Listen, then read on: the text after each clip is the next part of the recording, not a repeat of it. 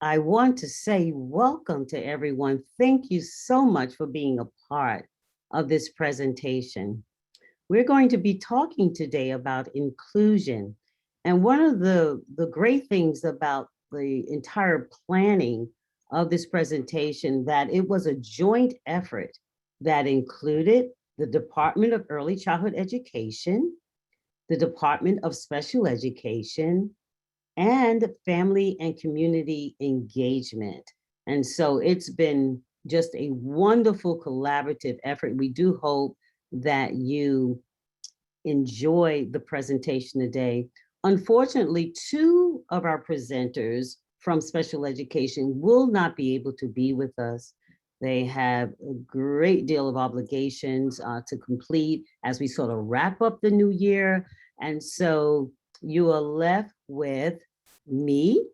My name is Dr. Wanda Roundtree and Nicole Shealy, and we're both from the Department of Early Childhood Education. And of course, you have Heriberto Soto, and he is going to be working in behind the scenes to make certain that this presentation goes smoothly. So we thank Heriberto for all of his efforts and for supporting us in this presentation. Next slide, please. So, inclusion. This is a wonderful quote as we begin to think about inclusion and learn more about what it is. Inclusion is not bringing people, and in this case, students, into what already exists. It is making a new space, a better space for everyone. And that quote came from a Mr. George Dane. Next slide. Our agenda for today, we've done introductions. We've welcomed you. We're so happy that you're here today. We're going to have a connecting activity. We're going to view a cartoon. It's called Ian. We will talk a little bit about the Inclusion Early Education Expansion Program grant that Twin Rivers received in 2020. And that grant will extend over the course of the next 3 years or so. We will talk about inclusion, the what, the why, the how. We will talk about Twin River Unified School District's continuum of services around providing necessary supports to our children who are typically developing and those that are not typically developing, but children who have I.E.P.s. We will provide an opportunity for you to view virtually, sort of do a gallery walk with us, looking at our preschool inclusion sites that are currently in existence. We will have another video that will really convey, really share a parent's view of inclusion. We'll have opportunities for questions and answers, and then last but not least, an evaluation. But we want our parents, we want our families to know that at any point you can interrupt us if there is a burning question or if there is a comment that you wish to make. So we really want to make this experience a welcoming experience and a worthwhile experience for our families. Next, please. Slide, please. So our connector for the day, and our connector is going to provide an opportunity for everyone to get involved. I want you to think about a time in your life when you felt that you didn't fit in. Perhaps you felt all alone or that you didn't belong. This could be a recent memory or distant memory. I'd like for you to think about what feelings did you experience at that time? Did any person or persons come to your rescue to make you feel as though you were included? If yes, what was said or done? If no one came to your rescue, what do you wish someone would have said or done? if you get the opportunity, I'd like for you to think about one word or one phrase that comes to mind when you think about how it feels to be excluded. What are those feelings like? What really comes up in your spirit, in your mind? What feelings do you feel in your heart when you are excluded? And all of us have had experiences of being excluded. I see in the chat that Laura said that you feel alone. Absolutely. What other feelings come to mind?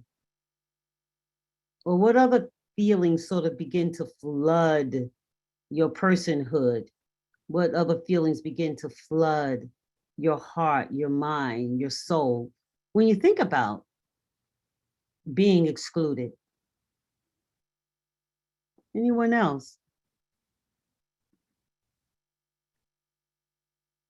Despair, thank you. Inadequate, absolutely. Scared, yes, precisely. Can someone share an experience when you felt alone, you felt in despair, you felt afraid? Can someone share a little bit about that experience with the group? Please don't be shy. We're all friends here. Is there anyone who'd like to unmute and share at this time? Anyone?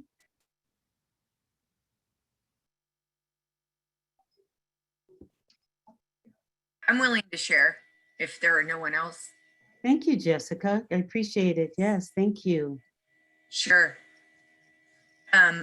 I just want to mention that I don't have a documented disability or any type of impairment that has impacted me.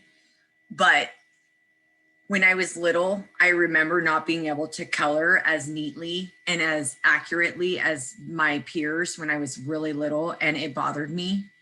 And I do remember at like 4 and 5 years old wondering why I could not stay in the lines and why I did not have, I didn't know it was called fine motor at the time. I did not have the same skill level that my peers had, and it was noticeable. And I remember wondering about it and feeling like I wasn't good enough at like 4 years old because I couldn't color it as my friends and my cousins. So that's a very minor experience, but I wanted to share just to keep the meeting going. So thank you. Well, thank you so very much, Jessica, for sharing. And one of the things that you're making very evident that when we have those experiences whereby we're excluded, they stay with us for a little while. They don't leave because you're no longer 4 years old. You're still young, but you're no longer 4. And so you've remembered those experiences and the kinds of feelings that flooded your inner being during that time. Thank you so much for sharing. I appreciate it. Laura indicated having someone having a speech delay. And yes, yes. And so you can feel very, very isolated and very, very afraid.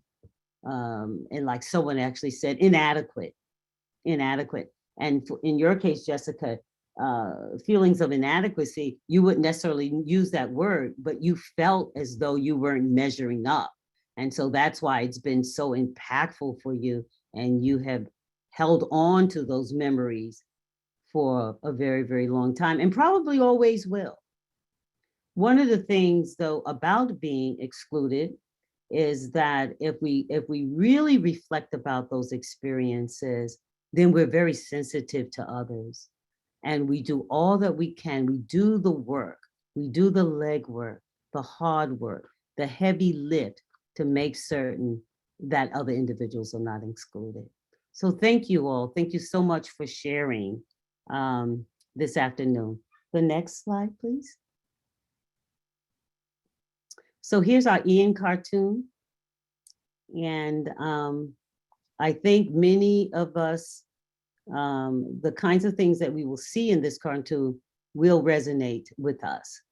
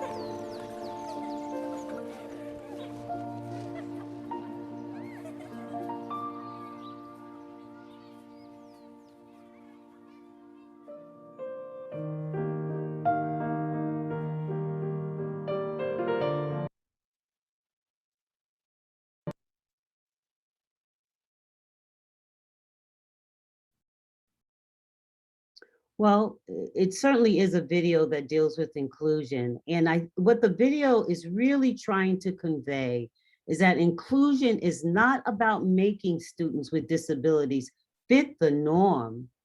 It's about breaking down barriers because, as you could see, the typically developing children had to go over to the side where those particular forces were pushing the youngster with the disability. So they became a part of his world. And inclusion is certainly about breaking down barriers and creating an environment that welcomes, that celebrates and supports all children, families, and educators. It's about having empathy, because when we have empathy for individuals, for anyone in any compromising situation, then that motivates us to do the work. It motivates us to help. It motivates us to do the right thing on their behalf. It gives us that determination. Sometimes in the cases of youngsters that have a disability, as you could see with Ian, they become very, very determined. And that's a good thing. But we shouldn't provide the kinds of negative experiences, I should say, that will cause them to feel that they have to sort of fight their way in. But at the end, this particular story ended well. We have someone who mentioned in the chat, it made me recall the challenges with my speech issues as a child. Thank you for sharing that. Thank you very much for sharing that. Heriberto. All right, so just a little bit about this grant that we have that's going to really allow us to do some real great work around inclusion. We got the grant from the California Department of Education. It's in the amount of about 4.2 million, a little bit more than that, 4.2 million. The grant provides the education, the early childhood leadership, education leadership, an opportunity to place a greater focus on inclusive practices at Twin Rivers Unified School District. It allows us to have a primary focus on supporting teachers' practices related to inclusion, giving them the strategies, giving them the techniques so that they will be able to successfully include children with disabilities within the early childhood classroom. But more importantly, making certain that these youngsters are actually receiving the instruction, receiving the support that they need and that they well deserve, just as well as the individuals, the children in our classrooms that are typically developing. The next slide. The grant also allows us to establish partnerships with our community partners. You know, there are a lot of service providers that provide great resources. And so the grant will allow us to be able to reach out and connect, to do a great deal of outreach. It also provides us an opportunity to purchase the necessary materials, supplies, equipment. So for example, we're actually going to be installing a playground at the Violin site for all our children to participate, because on that site, we have children with I.E.E.P.s, Individualized Education Plans, and we also have children that do not have those plans, but they're all going to be together enjoying this new playground that we're going to install. The grant also provides us an opportunity to work with an expert on inclusion, and an individual, a colleague of mine, who also is an expert in special education. And she and I have been working together to provide ongoing professional learning and coaching support for all of our teachers at our inclusion sites. And the grant also will provide an opportunity for us to continue providing professional learning opportunities, at least over the course of the next 2.5 years or so. The next slide.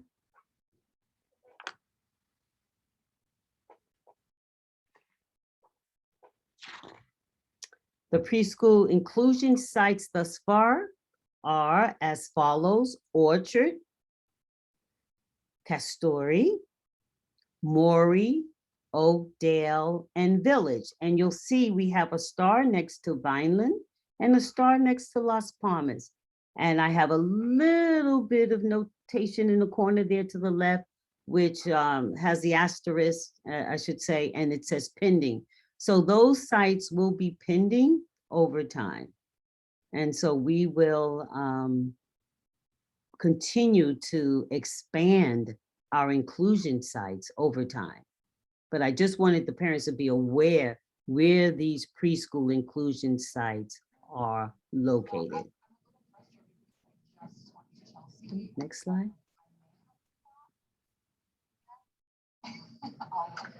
All right, so we're going to talk about inclusion. We're going to talk about the what, the why, and the how. Roberto, there you go. All right, so we're going to start with the what on the next slide. Just a visual for that questioning, right? So we're going to start by defining inclusion. So inclusion is early education. Inclusion supports the right of every infant or young child to engage in a variety of educational activities and environments, regardless of ability, ensuring that all children develop a genuine sense of belonging. So inclusion is really that feeling of belonging in the group or the area where you're at. So we do have a visual to go with that. So in our visual, I'm going to start on the bottom left corner where it says exclusion. And we discussed this at the beginning of our presentation. Had you reflect on exclusion? And exclusion is to be prevented or restricted in participation. So in the visual, you can see that the colorful dots are excluded from that main group. And segregation is the next one I'm going to talk about, which is in the middle bottom of the visual. And segregation is the separation or isolation of a group.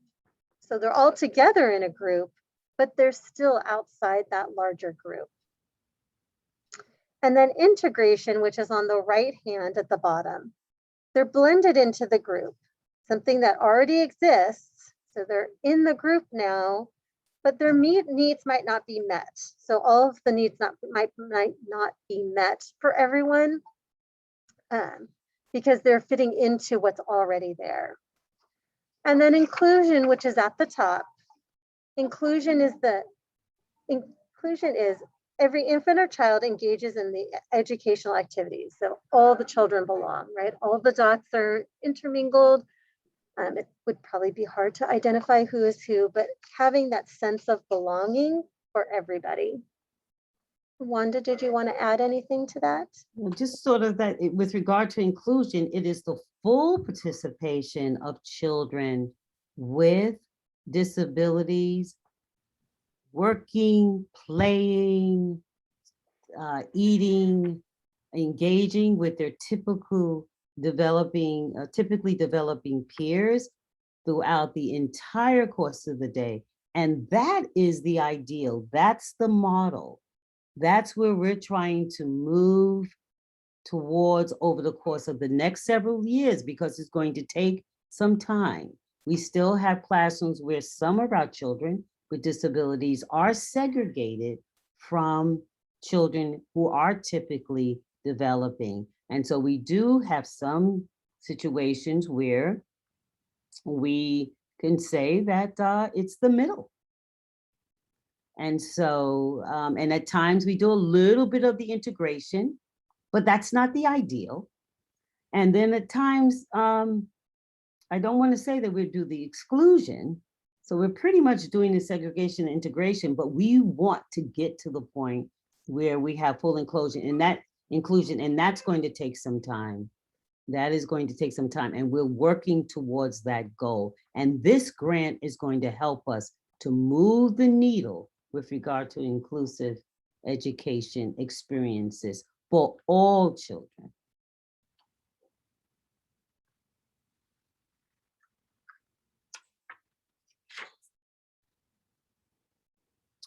This is the law, and I just wanted to make certain that you are aware. In 2004, the Individuals with Disabilities Education Act promulgated that all children have available to them a free and appropriate public education that emphasizes special education and related services designed to meet their unique needs. Another part of that law is this. Next slide. It also presumes that the first placement option considered for each child with a disability is and should always be the regular classroom, which the child would have attended if he or she did not have a disability. So that's the least restrictive environment.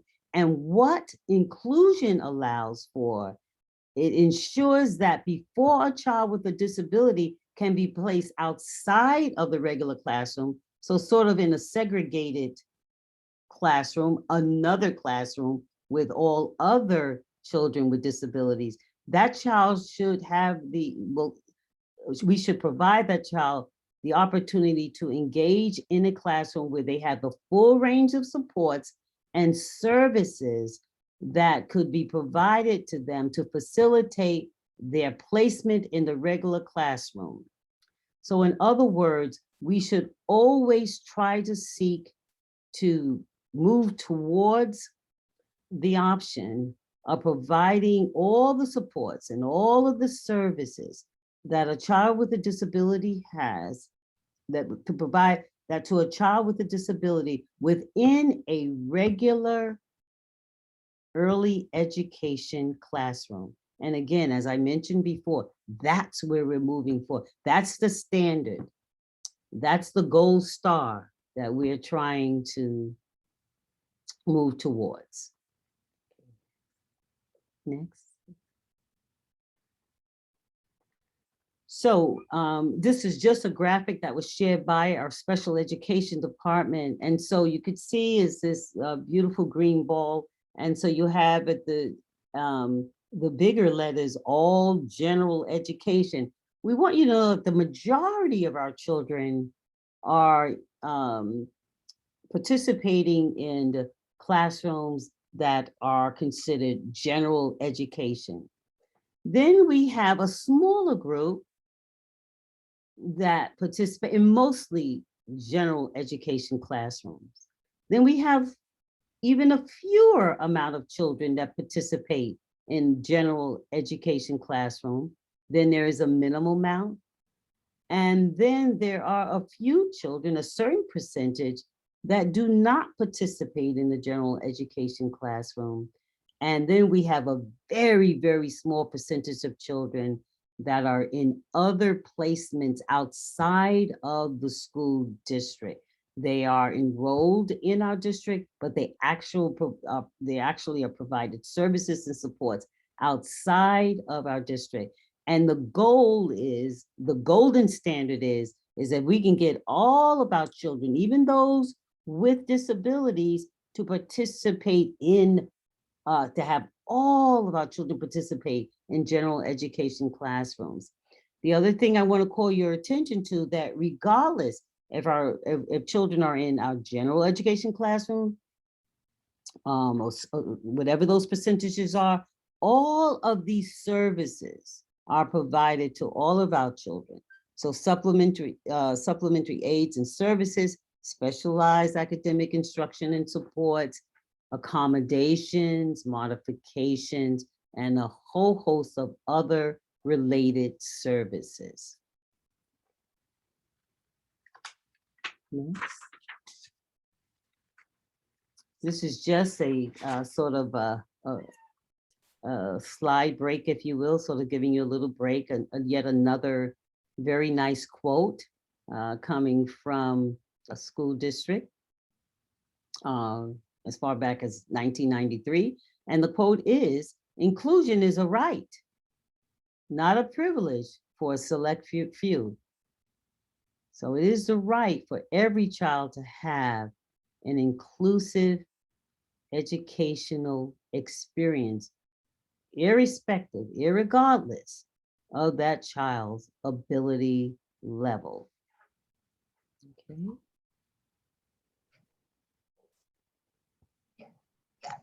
All right, so we're going to talk about some research. In 27 years, the practice of providing special education and related services in regular early childhood setting to preschoolers with disabilities has increased only 5.7%. And many young children with disabilities continue to be educated in separate settings. So like Dr. Roundtree said, we're really working towards having all of our little ones in the regular early childhood education settings. Our second bullet is children with disabilities do not need to be ready to be included.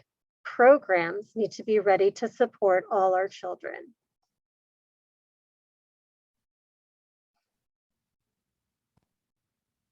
Roberto, can you go to the next slide? Thank you. Inclusion benefits children with and without disabilities. So our little ones without disabilities learn that empathy and understanding for our children that do have disabilities. Children with disabilities can be effectively educated in inclusive programs using specialized instruction. So that's the I.E.E.P. services that we provide for our children.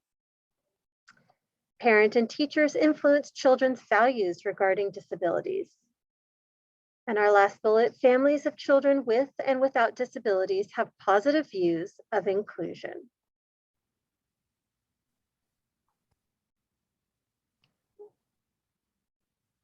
So we're going to talk about the three components of inclusion.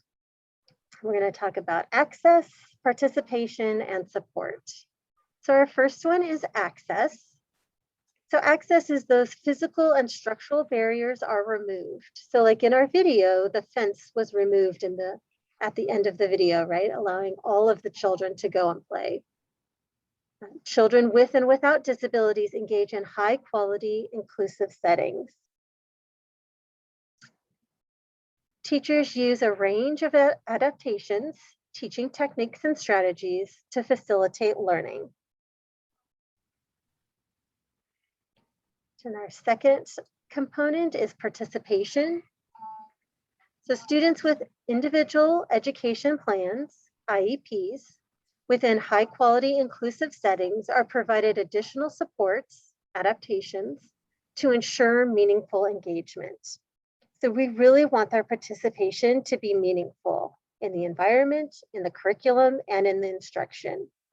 So we try to provide embedded supports so that all the supports are there for the students that need them.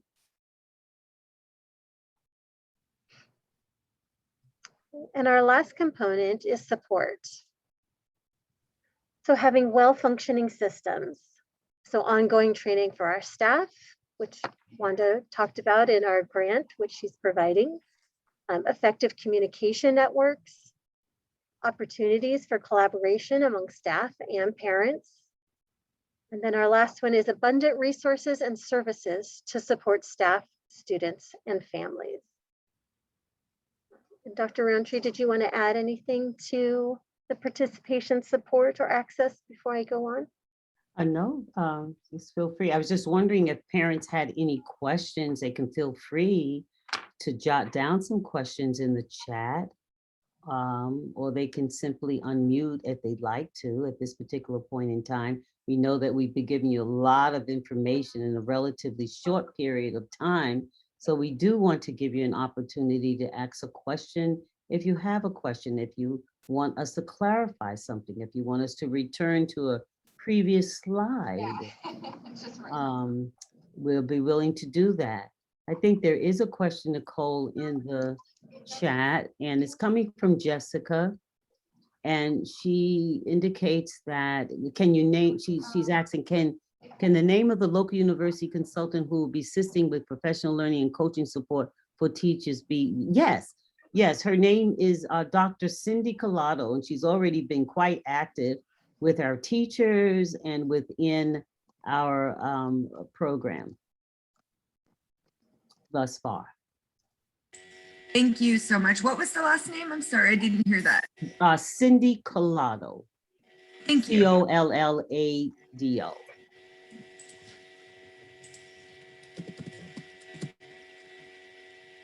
Okay.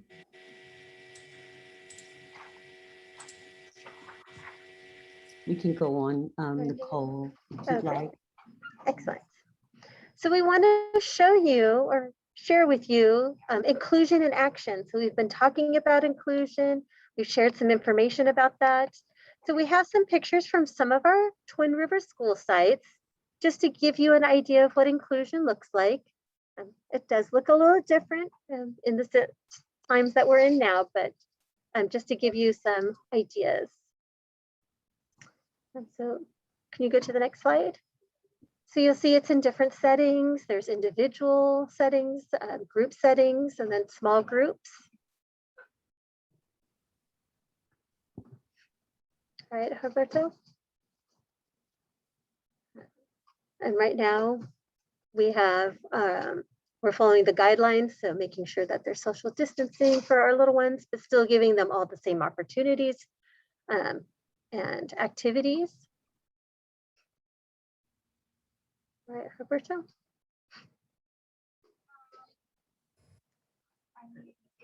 So just a picture into some of our classrooms. And then our last slide of pictures. Having fun outside.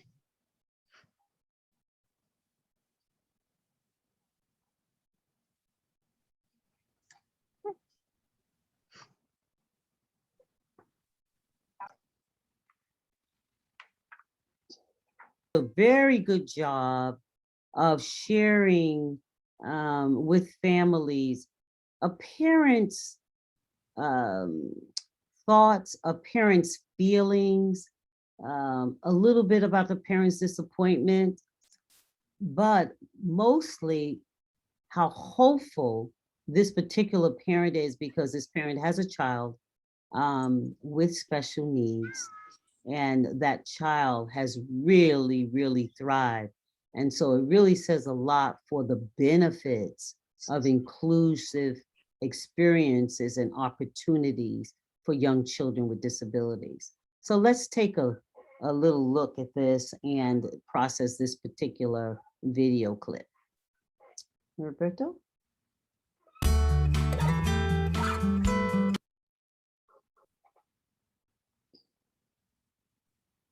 I was trying to figure out if there's Spanish subtitles, but I don't think so, right? I don't think so. Hold on a moment. Let me just see really quickly. No. Okay. Alrighty.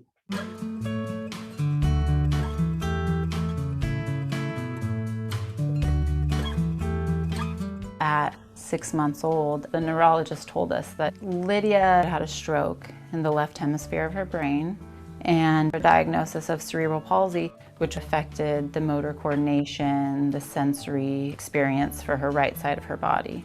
He said she would probably not walk, most likely would never talk. But you know, the brain has a lot of plasticity at this early age.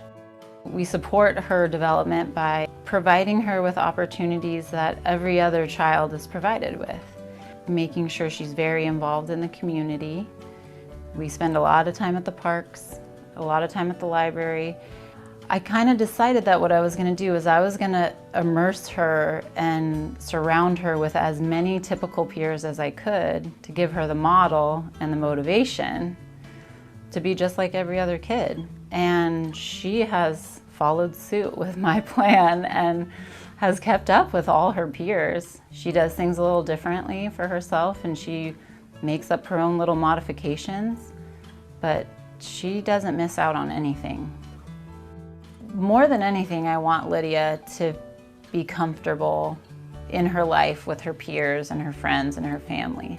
And so from the very beginning, I started looking at community activities that she could be involved in and be with typical peers and learn from typical peers. So at 4 months old, I had her going to the library for baby rhyme time. And we would be in a room with a bunch of babies, clapping our hands and singing songs.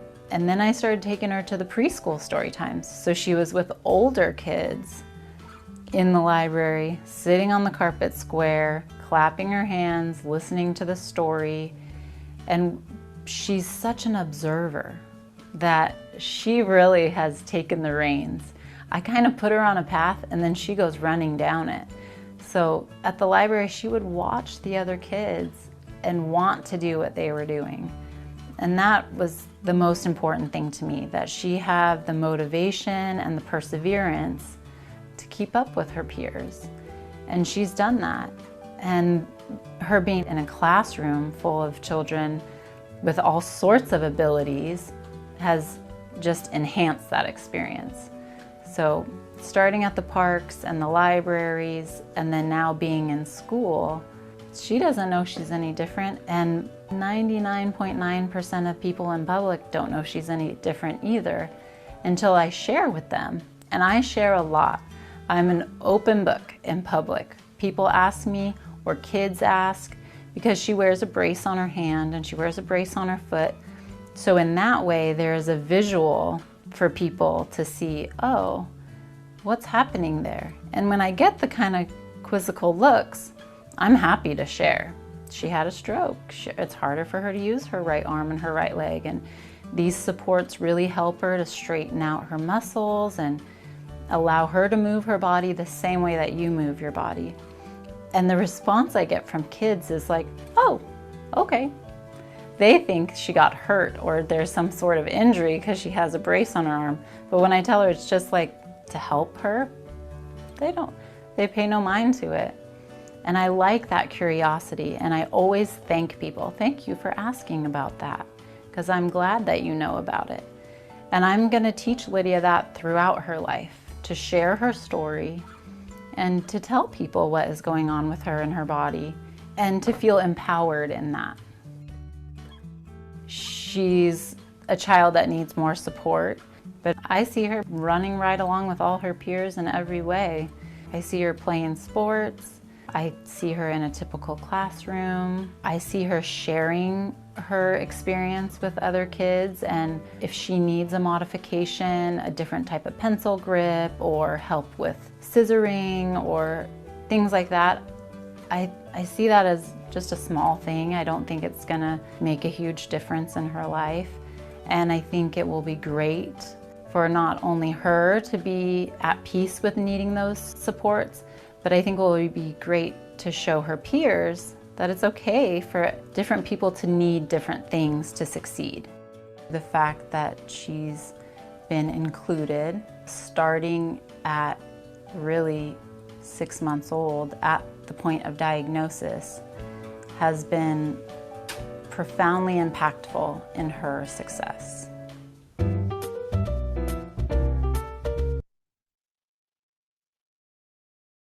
So, any feedback coming from any of our parents regarding this very wonderful video?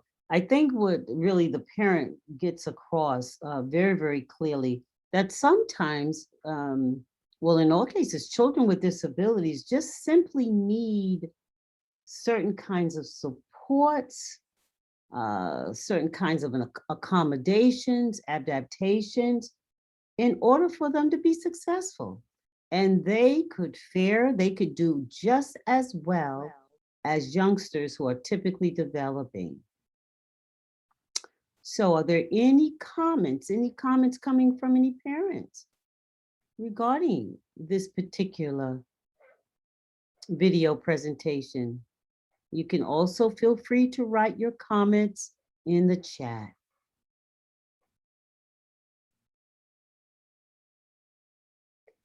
All right, the next slide, please.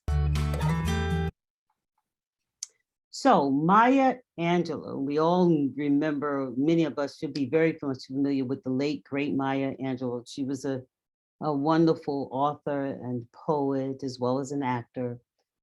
And she once said that every person, and I sort of put in parentheses child because we're talking about young students, children with disabilities, but every person, every child needs a place that is finished with hope. And I think what inclusive early learning classroom environments provide for all children, not just children with disabilities, I think for all children, inclusive early learning classroom environments provide them the place and the space where they could be, where they can experience hope. And that is certainly what our focus is going to be here at Twin Rivers Unified School District going forward. Any thoughts coming from families? Any questions? This is Q&A time, questions and answers. So please feel free to ask any burning questions, or if you need clarification, please feel free to ask questions or to share thoughts. You can also share thoughts or ask questions by placing your questions and your thoughts in the chat, and we will be sure to respond to them. Any questions, any thoughts, any ideas? Okay, we will be able to move on, Herberta, to the next slide. So Herberto is going to tell you about this slide. Yes, just in order for us to always improve on the work that we're doing and the way that we're communicating with our families, Family Community Engagement has this series of quick little survey that we're going to be sending to you all via email, along with the presentation and the videos. And so if you would like to share your feedback, please let us know. It's in English and Spanish. It's right here also in the chat. You could just provide, it's a quick little 4 questions like, how did you hear about the workshop? What did you think was best? What do you recommend as far as improving in this series of workshops that we hosted, being on Tuesday and then today as well. So feedback is always welcome. Thank you. Yes, please complete the evaluation. That's going to be important to us going forward. There is a question from Jessica in the chat, and she asks, are you still the director of Sac City Youth? Oh, my goodness, who knows me from Sac City Unified School District? Jessica, your name looks familiar. Yes, I've come across your name a time or two, but that might be outdated. So I thought I'd double check with you, but thank you. I was the director, though, of the Child Development Department for a little more than 4 years, back in 2011 to 2015. So yes, that's correct. But I'm now here at Twin Rivers Unified School District, and my particular position, Jessica, is coordinator of the inclusion grant, the Inclusion Early Learning Expansion Program grant that the California Department of Education has provided us. So I'm providing oversight and implementation of that particular grant. Very cool. Welcome aboard. Thank you. Thank you for the welcome. Thank you. Any other questions if someone wants to put in the chat? All right, Herberto, would you just talk a little bit about the resources for families? Definitely. In this case, both EC and special education staff have dropped these sort of links here, resources that you could go as far as if you haven't really navigated or haven't really looked into. Obviously, one of the first ones that comes up and that I use to refer families is the Worldline Family Resource Center. They have a referral form. They have services in English and Spanish, and they're really one of the programs to start. Along the way, I know the county provides the seats of partnership, and they offer a lot of different programs and workshops as well for many of our families typically during Zoom. And then there's a couple there different links there as far as when it comes to the work around inclusion, as far as when it comes to the division within childhood education and Head Start programs as well. So these resources will be shared with you all via email, and just as always, if you know of any other links or any other resources, please drop them in the chat, and we will also include those in the follow-up email you will receive. All right. Did you want to talk a little bit about the bundle, the gifts that families that are participating will receive? Yes, definitely. So as mentioned at the beginning of this workshop, Family Community Engagement purchased a list of books that were suggested by Dr. Roundtree, focused on inclusion, both elementary age or different ages for children, and also books for adults. So in this case, we purchased books that are in English and some that are in Spanish. These will probably be arriving into the district office around early to mid-June. They will be mailed to your house by mid-June with the tote bag that this, in this case, Family Community Engagement has created and purchased. And we want to just also send out some information about summer reading as well within those packages that we're going to be mailing to you all as an appreciation for you logging into this workshop. So that's going to be great. So I know they're going to be coming very, very soon. I think they're already here. You mentioned, Heriberto? Yes. So as we near the end of the school year, it typically happens where many of our departments are purchasing and trying to use as much of the money that they have before the end of the year. And so we made the request back in April. It has taken a little bit of time, obviously, as we're already nears the beginning of June. We have received confirmation that they submitted what's called a purchase order for it to be purchased through one of the companies, which means then that it'll be sent to our district office warehouse. And then from there, I will go and assemble these tote bags. And so I think with that, it does take a little bit of time. Just as a reminder, family community engagement is one person, and we try to do as much as we can to support and to provide these sort of incentives for the work and the participation that many of you families have logged in today. Great. So, and that's all, Heriberto. We so much appreciate him. He actually suggested that in the very beginning when we were planning our workshop. So we deeply appreciate his generosity, the generosity of his department to get these materials and supplies out to families. I have indicated, I've jotted down my email address here at Twin Rivers Unified School District.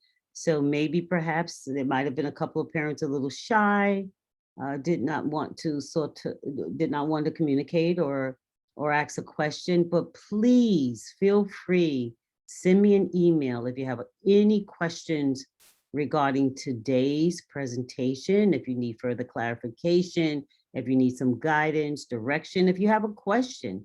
You might be on this particular presentation and there might be some concerns that you perhaps, we hope that's not the case, but that you may have regarding your youngsters' development. But so please just feel free to reach out. I always respond to my emails and pretty expediently. So just feel free to reach out to me and I'd be more than happy. I certainly, if I can help and help you or figure things out, I certainly know where to go. And so I just want to encourage you to do that. I want to thank you all for taking time out of your very busy schedule, just a couple of days from this very exciting weekend, and to be with us this afternoon. It really says a lot about your parenting, your support of the district, and just says a lot about you as an individual. So I want to thank you so much for being on this call today. And as time progresses, we will have other parent workshops, and we'll be focusing on other aspects of inclusion as time progresses. But in the fall, we'll probably do this very same workshop, because there have been a few parents that would like to be on, would have liked to have been on this particular Zoom meeting, but were unable to do so. So we'll probably do a couple of more repeats, and then we will probably design something very different for families for which families can participate. So without further ado, I just want to wish you a very, very happy Memorial Day weekend. Have a safe weekend. Just be safe out there. Take care of yourselves. And just feel free to reach out to connect with me. Thank you.